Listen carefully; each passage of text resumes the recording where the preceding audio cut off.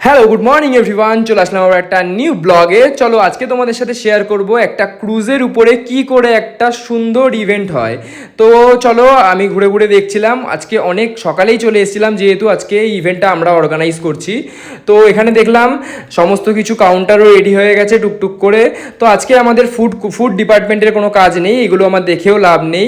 তো চলো, এখানে দেখলাম স্টেজও হয়ে গেছে আর দু সাইডে দুখানা কাহানা হয়েছে, আর আমার কাছে লিস্ট এসছে যে এখানে আরও দুটো কাহানা হবে আর এখানে কিছু সোফা লাগানো হবে, সোফা চেয়ার। তো তার আগে আমি দেখে নিচ্ছিলাম ঘুরে, পাশে দেখো খুব সুন্দর ওয়েদার, এখন বাজে 5:30 মতন, খুব সুন্দর একটা হাওয়া দিচ্ছে। আর আশেপাশে দেখো অনেকগুলো ট্রলার চলছে। আর আমাদের এই ক্রুজটা সব থেকে বড়, এই ক্রুজটার ভাড়া হচ্ছে 4 ঘন্টায় 5 লাখ টাকা। আর এখানে যখন সন্ধ্যা হবে লাইট জ্বলবে, আরও সুন্দর লাগবে, ওটাও আমি তোমাদেরকে দেখাবো।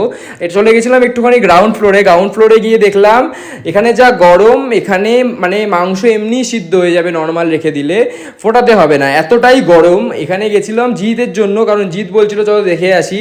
এখানে দেখলাম সবাই প্রায় সিদ্ধ হয়ে গেছে রান্না করতে করতে, কাটাকাটি করতে করতে। দেখো, একটা সুন্দর ইভেন্টের জন্য সবাইকে খুব সুন্দর করে পরিশ্রম করতে হয়, খুব কষ্ট করতে হয়, তারপরে গিয়ে একটা বিয়ে বা একটা রিসেপশন খুব সুন্দর করে হয়। তো তারপরে দেখলাম যে এখানে ব্রাইড আর গ্রুমের এন্ট্রির এই পয়েন্টটাও করা হয়ে গেছিলো। তো এই দায়িত্বটা আমি পিতুকে দিয়েছিলাম, খুব সুন্দর করেই করা হয়ে গেছে। তারপর ব্যাক স্টেজ থেকে খুব সুন্দর করে দেখতে পাচ্ছিলাম যে গঙ্গা আরতি হচ্ছিল বাবুঘাটে, অসাধারণ লাগে এটা দেখতে।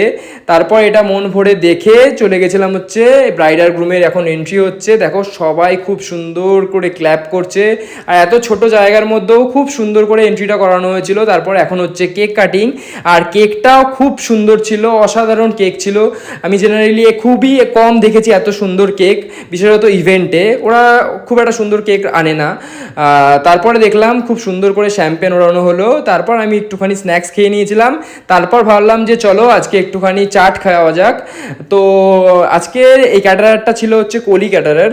তো খেয়ে দেখি কেমন কি চাট। এটা ছিল হচ্ছে দই বড়া।